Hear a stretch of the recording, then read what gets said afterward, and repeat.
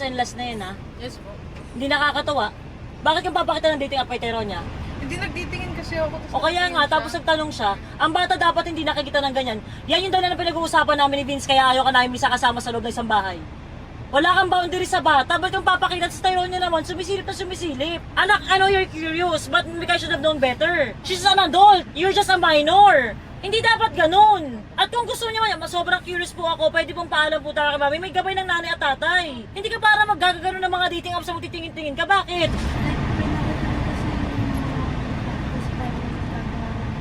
Kaya nga, kahit sa'yo mo mukha lang, anak, hindi ka dapat nag-wonder-wonder nang wala ka pong gabay. Kasi pag ang isang batang curious, nag-wonder-wonder nang walang magulang, ang ending yan, buntis. Ganon yun. Ganon nangyari sa akin kasi wala akong parents, ikaw meron ka. Kaya hindi ko hahayaan na may maputang inang tao na i-implement siya sa'yo. Nalidisappoint ako, Mikay. Protektahan mo naman yung anak ko. Nakakape ka. Sorry, sorry, Vince. Leche ka, tang ina mo. My baby, my baby. Putang ina, hindi ba ang baby yung pinapaano sa kanya eh. Nakakape ko eh. Lumagpas kami. Lumagpas ka. Kahit anak mo, hindi ko yung gagawin sa anak mo. Hindi ba kayo napunta sa dating? Ano po kasi po ng mama ko, kasi atin may community siya, tapos pag nandito, kita ko po siya parang match ganun. Sabi ko, ano ginagawa ang gulay, ganun na sa kasaran. Tapos doon na po, nung nag-scroll po, nagtigil po, mas tumatawa po kami. Tsaka nasa inappropriate kang lugar, Mick. Nasa inappropriate kang lugar, do it privately kasi dating app yun eh. Hindi mo makukontrol sa Miguel kung saan niya gusto maghanap ng dating app, etc. Ang sinasabi ko, ang batang matanong ay batang matalino, ang batang curious minsan kung saan siya napupunta, kailangan lang yung katabi niya, nagagabayan siya ng tama. Ang akin lang naman, kailangan, doon yung gusto niyang makita yung ano. Ano ba yun? O kaya, wait lang mamaya, pag uwi natin, explain mo sa mami mo. Hindi, basta kung ano papakita mong gano'n. Hindi mo pwedeng gano'n. Kasi kung ano, yan baka mamaya, matatawa siya, matutuwa, baka mag-download. Yung gano'n, pag mag-isa, di ba? Alam mo anak, kailangan mo maintindihan, ang magulang, yung fear kasi niyan, ma-impluwensyahan ka ng mali. Baka hindi sinasadya ni Mikay, na-impluwensya ka niya nang hindi niya alam na, ay ganun pala naging effect ng isang nangyari na yon. Kasi you're just one friend away to make your life miserable. Isang maling pagkapakita, isang maling advice ng kaibigan, sira ang buhay mo. Totoo yun. At nangyari sa amin yan. Kaya gusto ko klarado tayo. Anak, next time na curious ka, may nakita ka sa phone niya, na phone ganito, may magulang ka, please ask us. Migay mali. Turing mo si Tyronia bilang minor de edad. Migay, Kahit tigilan saan mo yun. tignan, kahit saan mo i-share, mga ano. Ang sinishare ko lang kay Tyronia, crush, love letter. Sa buong buhay ko. Yun lang ang sinare ko. Hindi, sa totoo lang, pwedeng i-share namin kay, baby, explain ko yun sa'yo mamaya. Pero gusto ko kung words ng mami at daddy mo kung paano, tapos kung papayagan ka. Ganun. Tapos, yung excitement ni Mikay na i-share, mamaya i-share mo. Kasi baby, ganito kami, ganito, ganyan, ganyan, ganun. Diba ginagawa mo sa amin, yung to niya may tatanong sa akin sa Tyronia, pero hindi ko kasi alam kung tama. O, saka ka nasasabat pag ito kasi yung kanina yung gusto kong sabihin. Ganun. Diba? Yung pagiging innocente ng bata sa mga application, that has to maintain. Kasi malamang alam niya na yung app. Anong app ang alam mo? Hindi ko po nakita eh, pero color red lang po. Oh, makikita mo na, may red app na yung si Tyronia. Mami, bakit ako may red up? Una, maririnig mo, makikita mo, sasabihin mo, gagawin mo. Yun ang step by step nun. O pwede namin i-explain sa'yo, kami. Pwede i-explain ni Mikay sa'yo, itanong sa amin. Ang tawag doon, respeto. Sa nanay, sa nagluwal. Walang ambag si Mikay sa buhay mo. Tyronia, yung mga magulang mo, sila na ang naggagabay sa'yo. Sinasabi nila na si Tyronia hindi na yung pampalo. Huwag mo naman patunayang pampalo ka pa rin. Nanginginig ako. Ate ko parang, Oo. Hindi ko naman po idadano dyan eh. Sinasabi ko lang sa'yo. Sinasabi ko lang sa'yo. Nakikita mo ako? Sinasabi ko lang sa'yo. Oh, hindi ako natutuwa, Tyronia. Pinagtatanggol ka ng magulang mo, meron na daw kayong ibang pamamaraan ng pagpapalaki. Huwag kang mapunta sa ganun, lumagpas ka. yung pagiging curious mo, anak, it's okay. Tyronia, kinakausap kita. Ngayong nakapading ka sa balikat, wag mo akong ginaganyan-ganyan. Curious, ulitin ko, yung pagiging curious mo, wala akong problema. Tatanong ka, hindi masamang magtanong. Kung may right mate ba nito. Hindi masamang magtanong, anak. Pero sana naman, ay teka, dating, it's an adult stuff. Gawain ba to ng bata? Tanong ko kaya kay mami at daddy kasi meron ako eh. Sabi ko sa'yo, okay lang maging curious. Ang pinakakailangan ko talagang pagsabihan kita, pero mas pinagsabi ako si Mikay. Gusto ko i-address na nagalit ako, na naiinis ako, na mali yun. Yun lang. Sorry po. Hindi na po mabuti. Hindi na talaga dapat maulit yun, Mick. Sobrang mali ka dun. May tinuturo namin kay Tyrone, hindi pwedeng tinuturo na sa'yo. Kasi yung tinuturo sa 14, iba dapat ang tinuturo namin sa edad mo ngayon. Hindi mo pwedeng pares kayo magkakamali sa bagay na yan. Kailangan alam mo na yan. Ituring mo si Tyrone niya na parang anak mo. Panindigan mo yung, my baby, my baby. Baby lang yan. Huwag mong pakitaan ng dating app. Ako, Tyrone niya, may gusto ka bang sabihin? Sorry po. Napipilitan ka pa. Sorry po. Kasi nakilala mo kay Ate Mikay. No, hindi mo naiintindihan. Sana sorry ka kasi hindi ka nagsabi sa amin. Yun yung point. Kayo na ko pa sinasabi. Hindi ka kasi nakikinig, tingin ka ng tingin. Doon di ko alam kung anong meron dyan sa windshield ng ibang sasakyan. Kayo na ko pa sinasabi, ang kinaiinis ko sa'yo, hindi mo hinahayaan na i-guide ka namin. If you're gonna ask her, ask also your parents. Hindi dahil nagtanong ka kay Mikay. Sabi ko nga, ang batang matanong ay batang matalino. It's okay to be curious. Nasa stage ka ng pagiging curious. Okay? Pero nasa stage ka rin na nagbibigay kami ng tiwala sa'yo. Magkaroon ka naman ng kusa na tanungin ko din si mami tsaka si daddy tungkol dito kung po pwede ba. Di ba po? O, ulitin natin, may gusto ka bang sabihin? Sorry po. Kasi po, hindi po ako nagpag-guide sa inyo. Hindi ako nagtatanong sa inyo about this matter. Okay. Okay, ganito yan. Gawin natin ng proper. Kinausap na kita, kinausap ko na si Mikay, nagkakaintindi na tayo. Anak, you have to understand, as a child, hindi ka mo mag-stop na maging curious, na magtanong, at natural yun sa'yo. Nature mo yun, okay? So, ngayon, i-explain namin sa'yo kung para saan ba ang dating app, bakit kaya kayo ginawa, bakit hindi na-download ng mga tao, kasi ito yung proper, okay? It's okay to ask, as long as yung pag-respond, very responsible para sa side mo. Kaya hindi mo na pinauwi si Mikay, kasi kailangan, parte siya nito. Ganito kasi yung tama. Okay? So ngayon, ang dating app, ginawa yan kasi yung mga tao, hindi na sila nag-blind date. May times na gano'n, yung blind date yung yung makikipagkita ka, tapos di mo kilala. Or hindi mo nakikita. Kasi minsan marami ng mamamatay tao. Di mo alam, okay pala, tapos biglang, alam mo yun? Yung mga gano'n, doon din sa dating app din naman.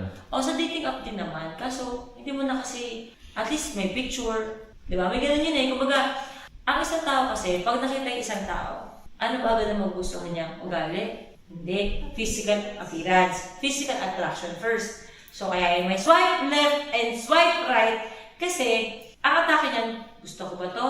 Right. Ayaw ko ba to? Left. Para dun pa lang, nagkakatugmaan na kung anong preference mo. Hindi mo ka-blinded ka na lang biglaan, din pala gusto na sayang ng oras mo, nag-makeup ka pa, nag-plancha ka pa ng buhok, nag-ayos-ayos ka pa. So it saves time. Number 2, kaya ang ginawa ang dating app para sigurado na yun talaga yung gusto mo, magkaroon ng relasyon. Though meron din namang, di ba, mga app na mga dating app na may mga naging friends, pero more on, it's about dating talaga. Someone to marry or someone to have family with or maging jowa. Ayan. Doon siya ginagawa. Ang mga dating app talaga, mga nasa tamang edad, may kanya-kanya sila ng preference, pero marami din nagpapanggap doon. Meron pang biglang pedophile doon. Delikado din yun. Hindi mo masisigurado 100% kasi hindi mo nagpapasa ng ID doon. Parang Reddit yun, hindi mo na alam kung totoo ba o hindi, yung ba talaga kausap po o hindi. Kasi minsan gumagamit sila ng fake picture. So, delikado din. Yes? Kaya hindi pa siya pinapabigay kasi hindi pa kaya i-handle ng isang minor. Kaya hindi pa na talaga pinapakita yun sa'yo. Pero, if you're gonna ask us, kung mapakita namin sa'yo, ngayon kaya ko na ipakita. Kaya na ipakita sa'yo hindi kahit kasi na-explainan ka ng maayos. Kasi may mga taong lonely, gusto nila magka-partner. Ngayon, pag nag-swipe right shots, biglang nag-match, ibig sabihin, kanyari, ako, nag-swipe right ako, nakita ko si Vince. Nag-right ako. Tapos nag-match kami, ibig sabihin, na-swipe right niya na pala ako. So, ibig sabihin, ay, match kami. Gusto niya ako, gusto ko siya. May ganon. So, kahit anong swipe right mo, na gusto mo yung mga yan, hanggang hindi ka ini-swipe right nung nira-right mo, hindi kayo magmamatch.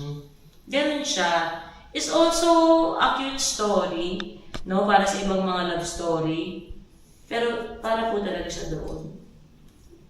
Naiintindihan mo na? Meron ka pa ba gusto kong tanong doon?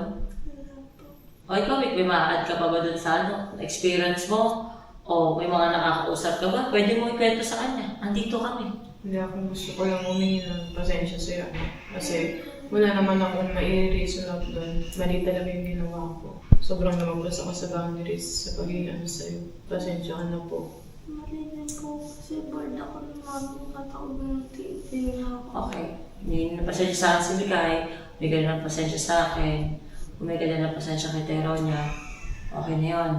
Andito na tayo, so we have to move forward para hindi maulit. Ikaw, Mick, anong na-experience mo sa pag-swipe right left mo? May nag-match ka ba? Yung mga nakita naman kasi tayo niya doon kanina, yun yung mga nag-swipe right na sa akin. Kaya Kasi makikita mo na nag-right sila sa'yo. kasi yun na yung sa likes na yun. May ganun na pala siya. Tapos meron na rin kasi siyang verification, so parang... May ID na? Yeah. Oo, may ID So na hindi pala. ka na basta-basta Pero pwede kasi passion fake ID. Ako naman po kaya ako nandun kasi alam mo naman matagal na po akong single at hindi naman po ako mahilig lumabas. Kaya medyo marami po akong dating app. Tulad yan. Nag-dating app siya, alam mo bakit? Kasi taong bahay siya.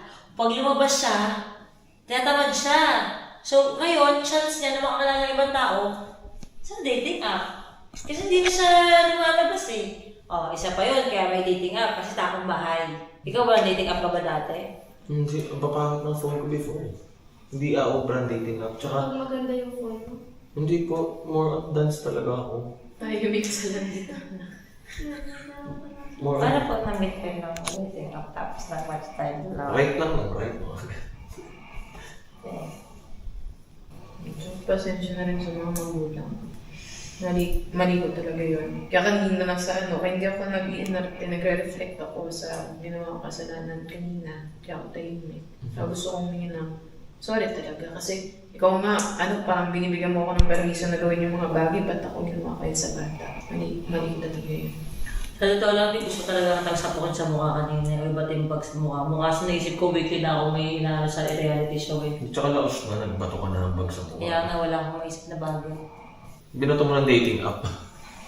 Kaya nga, di ba sabi, maging maingat ka talaga sa ipapakita mo talaga sa bata. Securious talaga din sila. Yung preference mo, nagayahin ka nila. Ikaw ba gusto mo ganun?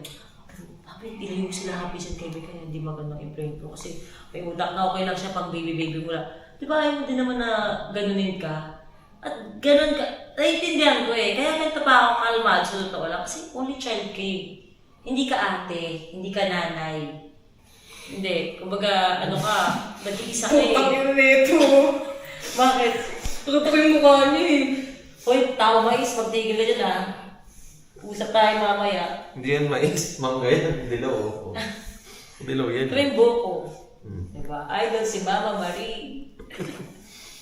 Tapos sabi pala natin kanina ako nakayelo dapat eh. But anyway, na ako nag-iisa ka kasi may naiintindihan ko. Kumbaga, wala kang parang mas nakababata sa'yo. Kaya naiintindi ko na gano'n. Kaya pero dyan, lagi mo isipin, baby yan, adult ka. Kailangan maging responsable ka sa mga bagay na kaya natutuwa ka na, masaya ka na, malungkot ka, galit ka. Bata yan. Tsaka may mga, Okay na yun. at some part, si Tyronia, kahit nakakausap na natin siya as normal, may mga naiintindihan na siyang bagay, tatuhin pa rin nating baby or bata. Kasi meron lang limitasyon ng utak ng mga yan. Dumaan naman tayo sa ganyang edad eh. Every time makikurious yung mga yan. Kaya ingatan natin. Yung gano'n, yung pinakita ko siya ng gano'n, tapos nag-swap, gano'n lang. Tapos okay na yun, tapos na. Wala ka naman lalo sa utak mo na pag-uwi, mag-explain ka ng mahaba, di ba? Hindi ka na unique. Kailangan sila explain na lalatagan, bakit yan ginawa, para yan saan, anong dapat mong iwasan, Step by step. kailan po pwede, ganun lang sa bata. Kasi pag question mark lang sa kanya yan, sasagutin niya yung mga tanong niya. Mas pag-uwi makag-curious pa yan. Yun yung sinasabi ko. Gets mo? Kaya hindi pwede mo sa papakatao mo lang siya, kailangan na i-explainan mo talaga yan. Kasi hindi nila to alam. At ang pangit, at hindi natin gagawin, na maranasan nila na sila pa mismo yung umalam. Yun yung iniiwasan natin, di ba? Actually, wala naman talaga akong masasabi kasi talagang mali naman talaga ako. Hindi ako mag-reason out, hindi ako bibigyan ng excuse, hindi ako nakapag-isip ng tama. Siguro kasi si Tyronia, sobrang matured na niya ngayon. Nawala sa isip ko na baby pa rin talaga siya, baby namin siya. Lumagpas talaga ako sa boundaries ko. And kaya tinatanggap ko lang lahat ng sinasabi nila kasi mali naman talaga ako. At hindi ko sila masisisi kasi magulang sila. Maayos silang mga magulang, hindi sila katulad ng mga naging magulang ko. Wala akong masamang tinapay sa kanilang mag-asawa. Syempre, I am sorry. And of course, kay Tyronia, syempre, sorry din ako.